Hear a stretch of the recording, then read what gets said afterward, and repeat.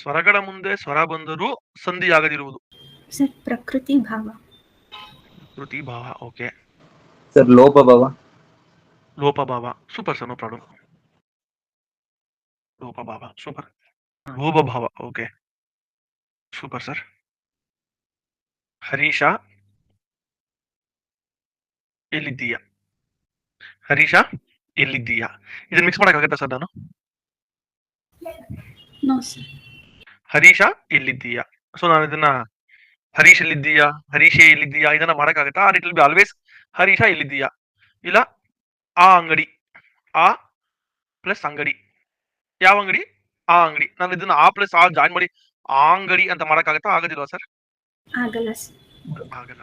So these kind of things where ನಾವು ಎರಡು ಸ್ವರ ಜೊತೆಗೆ ಬಂದಾಗ ಯೂಶಲಿ ನಾವು ಮಿಕ್ಸ್ ಮಾಡ್ತೀವಿ. ಆ ಮಿಕ್ಸ್ ಮಾಡಕ್ ಆಗ್ದಿರ ಇರುವಂತದ್ದು ಅಣ್ಣ ಎಲ್ಲಿರುವೆ, ಅಣ್ಣ ಎಲ್ಲಿರುವೆ, ಅಣ್ಣ ಎಲ್ಲಿರುವೆ ಓನ್ಲಿ, ಅಣ್ಣ ಎಲ್ಲಿರುವೆ ಮಾಡಕ್ ಆಗಲ್ಲ. ಅಣ್ಣ ಎಲ್ಲಿರುವೆ, ಅಕ್ಕ ಎಲ್ಲಿರುವೆ, ಆ ಅಂಗಡಿ, ಈ ಮನೆ, ಕೃಷ್ಣ ಎಲ್ಲಿದ್ದೀಯಾ, ಹರೀಶ ಎಲ್ಲಿದ್ದೀಯಾ. So these things where we cannot combine the words, such a thing is called as ಪ್ರಕೃತಿ ಭಾವ.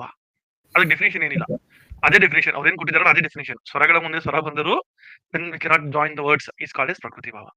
ಕ್ಲಿಯರಾ ಸರ್?